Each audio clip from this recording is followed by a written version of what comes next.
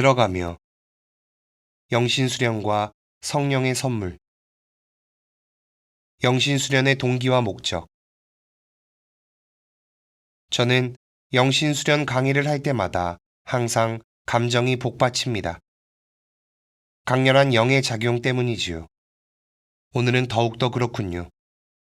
무엇보다 우리가 지금 화려하고 역사적인 밀라노 대성당에 모여있기 때문이 아닌가 싶습니다. 이 성당에 암브로시오 성인의 무덤이 있는 데다가 수많은 교구민이 집이나 본당에서 라디오와 텔레비전을 통해 우리와 하나 되어 깊은 친교를 이루는 가운데 이 영신수련의 기도로서 동참하기 때문이지요. 이 특별한 영신수련을 준비하게 된 것은 두 개의 기념 행사에 힘입은 바가 큽니다. 요한 바오로 2세 교황께서 성 암브로시오의 해와 대인연 준비 단계의 둘째 해를 그리스도의 제자 공동체 안에 계시는 성령의 성화 현존에 봉헌하라고 우리에게 요청하셨기 때문입니다. 이에 로마의 지역교회를 비롯한 여타 교회들은 시민적, 교구적 차원의 선교를 다짐하였고 볼류나 교회는 전국 성체대회를 개최하였습니다. 우리 교구는 교구의 크기와 규모, 그리고 라디오와 텔레비전을 통해 교군의 모든 본당을 규합할 수 있음을 고려할 때 영신수련이야말로 이 같은 다짐을 실현하기 위한 가장 좋은 방편이라고 판단하였습니다. 이번 영신수련은 참된 영적 여정을 위한 전환점이 될 것입니다. 요한 바오로 2세 교황께서는 암브로시오 성인 선종 1600주년을 맞아 밀라노 교회에 보낸 교황교서 성 암브로시오 선종 1600주년에 즈음하여 해서 우리의 수호 성인이자 영적 지도자이신 성인의 생활 지침을 따르라고 권고하셨습니다. 우리가 2000년 대인연의 우선적 목표, 즉 신앙의 강화와 희망, 증거의 심화를 향해 더욱 민첩하게 움직이도록 말입니다. 이것이 우리가 이제 시작하려는 영신수련의 목표입니다. 저는 이 첫째 가는 목표를 두고 영신수련에 참가한 여러분 각자에게 한 가지 질문을 드릴까 합니다. 나는 무엇을 지향하는가? 나는 영적 생활 안에서 무엇을 얻고자 하는가? 나는 주님께 무엇을 청하는가? 어떤 사람은 훌륭한 신앙 고백의 열매를 바라거나 힘겨운 순간을 극복하기를 바랄 수 있겠지요. 또 어떤 사람은 마음의 평온이나 가족의 화해 아니면 새로운 기도의 열정, 주일 미사에 더욱 열심히 참여하는 신실함을 바랄 수도 있습니다. 우리가 어떤 마음을 먹더라도 성령께서는 우리가 매일의 열매와 은총을 깨닫도록 도와주십니다. 영신수련은 말 그대로 영의 훈련입니다. 그 안에는 주님께 기도로 간구함으로써 얻는 도움에 힘입어 정확한 목적을 향해 나아갈 길이 열려 있습니다. 영신수련의 주제. 우리는 성령과 그분의 선물에 대해 묵상할 것입니다. 이는 제가 발표한 사목교서 영의 세 가지 이야기에서 집중적으로 다루는 주제입니다. 성령의 선물에 대한 교리는 우리가 세례성사와 견진성사에서 받은 놀라운 풍요로움을 깨닫게 해주는데 더없이 유용하고 우리뿐 아니라 다른 사람들까지 더욱 행복하고 아름다운 삶을 살도록 이끄는데 더없이 효과적이기 때문입니다. 저는 하나의 근본적인 성찰에서 곧 소박한 영의 인간학에서 다시 말해 부활하신 예수님의 영의 힘이 우리 안에 심어주는 인간의 모습에서 출발하고자 합니다. 그것이 성령의 선물을 묵상하는 기초가 되기 때문입니다. 그러고 나서 곧바로 공경이라는 첫 번째 선물에 대해 고찰하겠습니다. 우리는 성령에 관한 저명한 스승이셨던 암브로시오 성인을 각자의 내적 스승으로 모시며 성인의 보호 아래 영적 여정을 시작할 것입니다. 아울러 우리는 선종 100주년을 맞아 기쁜 마음으로 공경을 드렸던 아기 예수의 데레사 성녀의 보호 아래 있습니다. 성령의 선물을 더없이 감미로워하셨던 아기 예수의 데레사 성녀는 성령이 우리 마음속에 불어넣어주는 풍요에 젖어들도록 우리를 도와 간구해 주실 것입니다. 묵상. 먼저 이사야서의 말씀을 간단히 풀이하고자 합니다. 이사이의 그루터기에서 햇순이 돋아나고 그 뿌리에서 새싹이 움트리라. 그 위에 주님의 영이 머무르리니 지혜와 통찰의 영, 의견과 용기의 영, 지식의 영과 주님을 경외함이다. 이 두 구절은 메시아적 시의 시작입니다. 예언자는 이 시에서 메시아 다윗의 후손 이사이의 아들을 묘사합니다. 새싹으로 커다란 폭풍 후에 맥없이 쓰러진 나무에서 새롭게 돋아난 가지로 비유된 미래의 후손으로 말입니다. 한때 폭풍우와 커다란 바람과 지진이 휘몰아친 적이 있었습니다. 그 바람에 모든 것이 다 죽은 듯 보였지만 그 안에서 햇순이 새로운 어떤 것이 움틉니다. 햇순은 지혜, 통찰, 의견, 용기, 지식, 경외처럼 세상의 명사로 표현된 몇 가지 특징을 가집니다. 히브리 성경에서 읽을 수 있는 이 6가지 선물에 그리스 성경과 라틴 성경은 공경이라는 선물을 하나 더 추가하였습니다. 이 모든 것은 평화시의 어질고 사려 깊은 왕, 전시의 명민하고 강력한 왕, 경건하고 신실하여 지식과 주님에 대한 경외로 충만한 왕의 특징을 두루 나타냅니다. 이 시는 지극히 위대한 왕, 신비로운 미래의 왕에 대해 말합니다. 이 모든 것을 타고난 왕은 과연 누구일까요? 두말할 것도 없이 예수님입니다. 신약 성경은 성령께서 그분 곁에서 쉬고 계신다고 말합니다. 성령에 대해 말하는 것은 사람이신 예수님에 대해 말하는 것과 같습니다. 성령께서는 그분 위에 충만하게 내려와 계시며 그분 곁에서 머무시고 쉬시며 마치 당신 집처럼 편안하게 계십니다. 성령께서는 아버지의 아들 예수님의 삶 속에서 한층 더 높이 당신 자신을 드러내십니다. 예수님이야말로 7가지 선물을 충만하게 갖고 계시는 분입니다. 이사야서의 말씀은 예수님 안에 사는 사람이라면, 즉 예수님 안에 있는 사람이라면 누구나 그럴 수 있음을 암시합니다. 우선 은총이 가득한 마리아가 그렇습니다.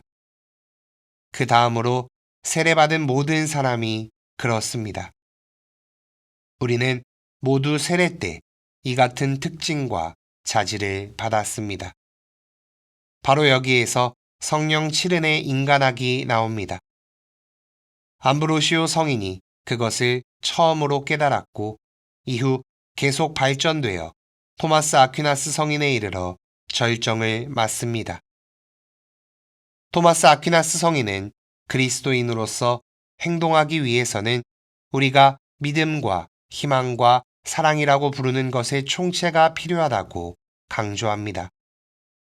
하지만 세상과 역사의 모순 속에서 거룩하게 살며 행동하기 위해서는 그것들만으로 충분하지 않습니다.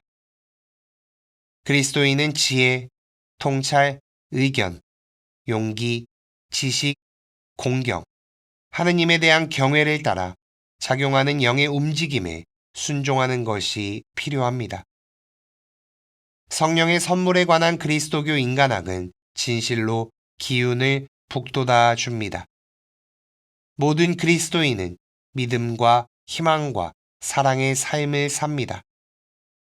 믿음은 통찰, 지식, 의견의 영에 힘입어 완전해집니다.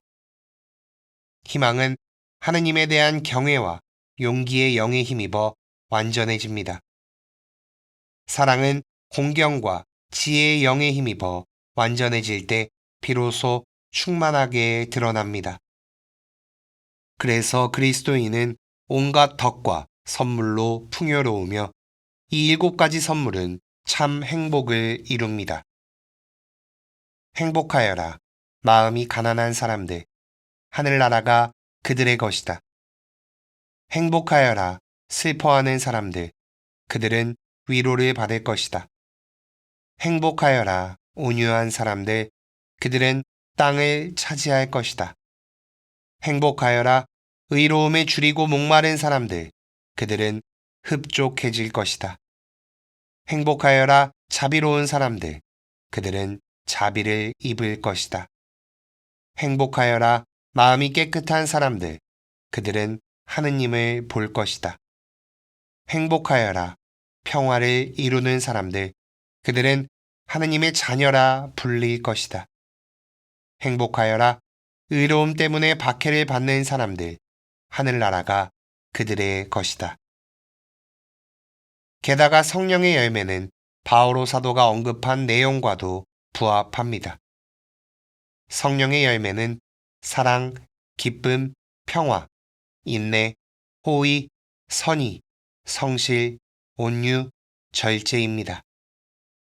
이 모든 것은 특별한 풍요, 즉 은총 생활로 흠뻑 젖은 활기라고 말할 수 있습니다.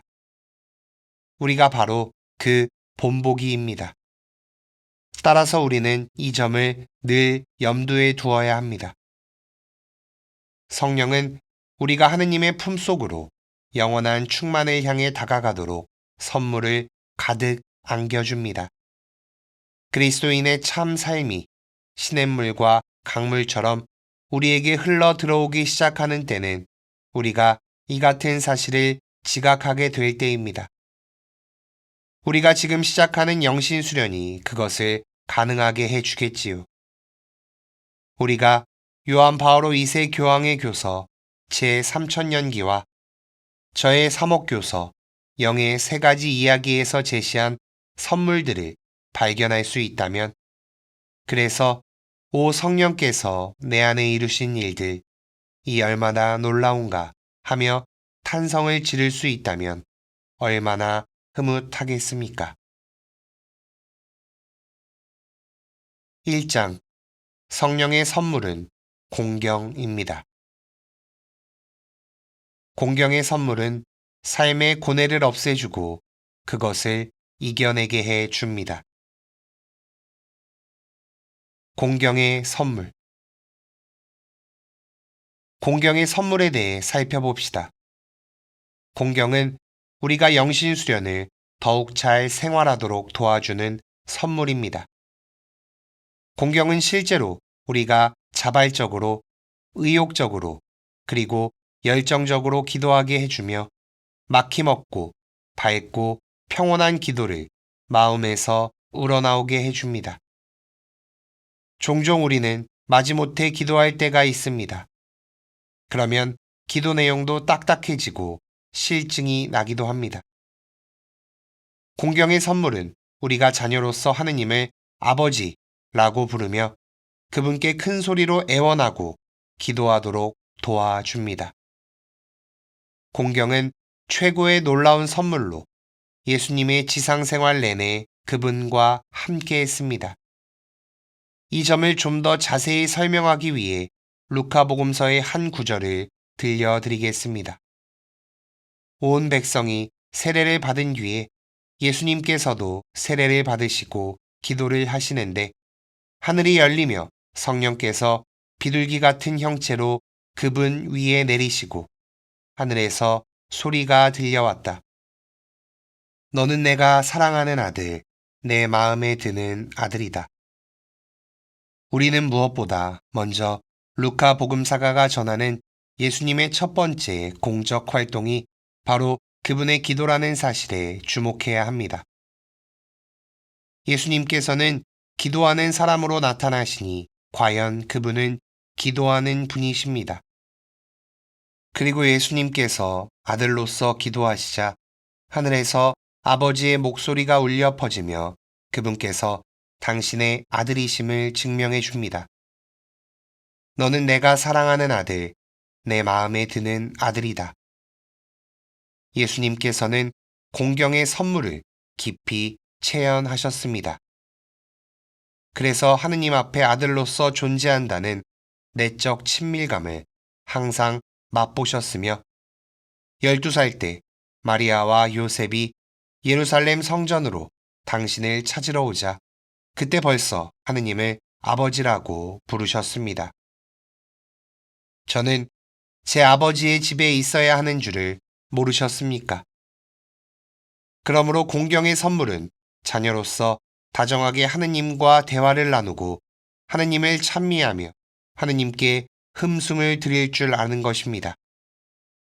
공경은 하느님을 아버지로 흠숭하며 그분을 모든 참된 선물의 셈이자 중심으로 인정하는 것입니다. 공경은 하느님에 대한 애정이고 그분을 열렬히 사랑하고 모든 일에서 그분께 영광을 드리려는 마음입니다. 그리스도인은 공경의 선물에 힘입어 하느님의 위로만을 찾지 않고 그분의 기쁨과 세상의 죄로 말미암은 그분의 고통에 동참하기를 갈망합니다. 성인의 삶에서 드러나는 공경의 선물. 공경의 선물은 성인들의 삶 안에서 나타납니다. 아기 예수의 데레사 성녀를 떠올리면서 하늘의 아버지를 향해 나아가는 성인의 자발성과 하느님과의 관계 안에서 성인에게 흘러넘치던 애정에 대해 생각해 봅니다. 어느 날 아기 예수의 데레사 성녀의 친언니인 셀리나는 빠른 손놀림으로 바느질을 하면서도 깊이 명상에 빠진 듯한 데레사를 보고 놀라서 물었습니다. 무엇을 생각하고 있어요? 하고 내가 묻자 주님의 기도를 묵상하고 있었어요. 라고 대답했습니다. 선하신 하느님을 우리 아버지라고 부르는 것이 얼마나 감미로운지요. 그리고 그녀의 눈에는 눈물이 반짝이고 있었습니다. 데레사 성녀는 자서전 B에서 아낌없는 신뢰를 내보였습니다. 예수님께서는 제게 거룩한 불가마로 이어지는 외길을 즐겨 보여주십니다. 이 외길이란 곧 아버지의 품속에서 아무 겁 없이 잠드는 어린이의 믿고 내맡기는 마음입니다. 병마의 공격으로 데레사 성녀의 영혼이 가장 큰 고통을 받을 무렵인 1896년 6월 7일에 쓴 시에도 이와 같은 신뢰는 여전하였습니다. 저의 하늘은 언제나 제 하느님의 품에 머무는 것, 그분을 아버지라 부르는 데 있습니다. 공경의 선물은 너무나 심오하여 굳이 알려주지 않아도 우리가 자녀다운 단순함과 진실한 마음으로 하느님을 바라보게 해 줍니다. 일상을 바꾸는 공경의 선물. 공경의 선물은 다른 사람들과 더불어 사는 가운데서 온전히 드러납니다. 우리는 그것이 인간관계 안에 자리하는 감성의 선물로 모든 일을 정겹고 친절하게 대하는 것임을 압니다. 문득 바오로 6세 교황 성화가 생각납니다. 성화께서는 모든 사람을 존중하고 모든 사람과 다정하고 친절하게 어울려야 한다는 것을 너무나 잘 아는 은총을 받았다고 말씀하셨지요. 실제로 우리가 공경의 영을 갖고 아버지이신 하느님 앞에 서 있다면 모든 사람이 하느님의 사랑을 받는 그분의 자녀임을 깨닫는 것은 아주 자연스러운 일입니다.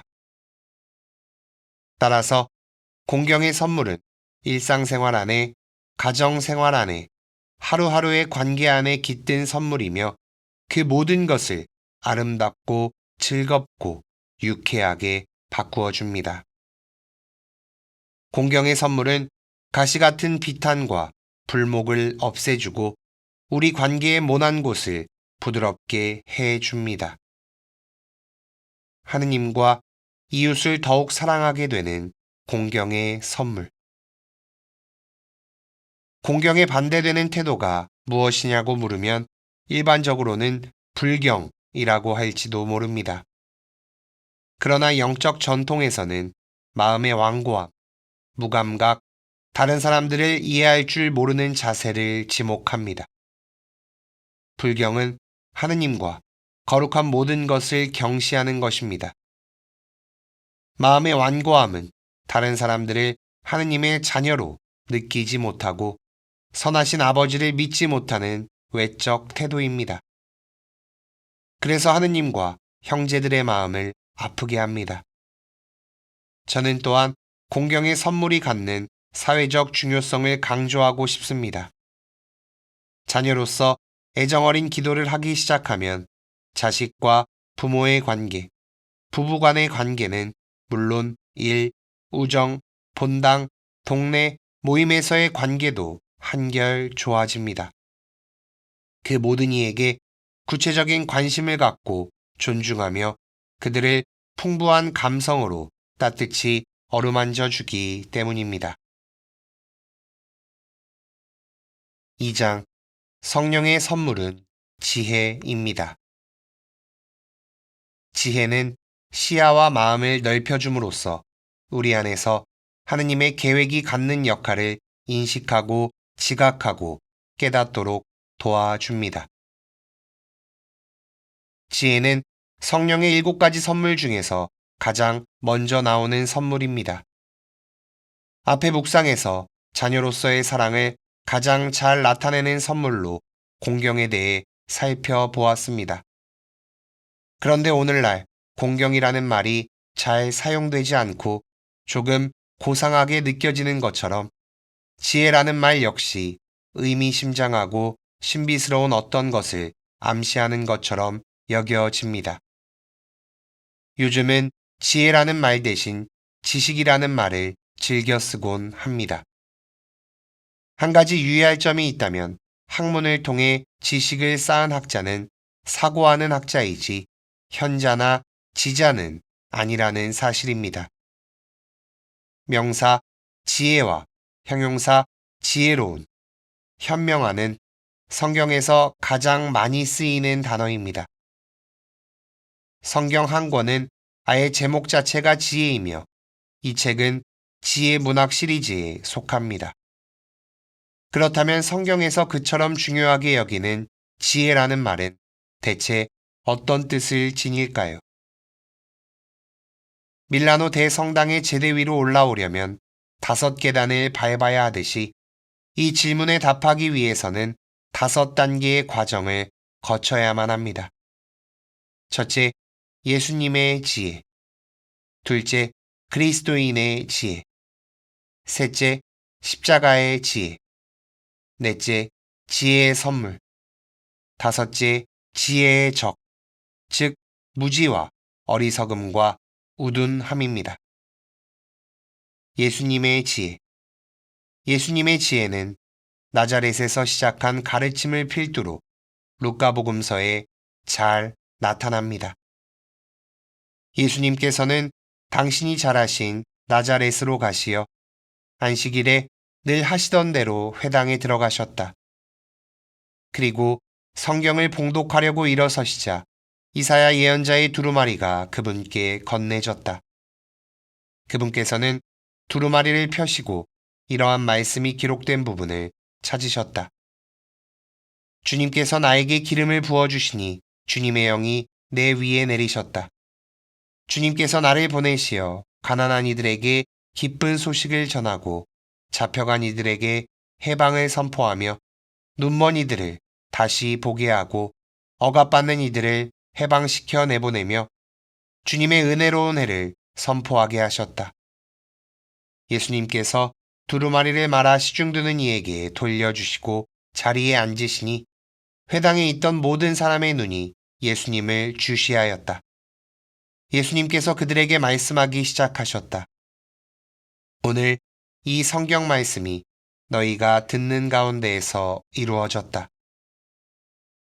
루카복음서 본문에 담긴 의미를 제대로 이해하기 위해서는 마르코복음서 6장 2절의 병행 구절을 살펴보아야 합니다.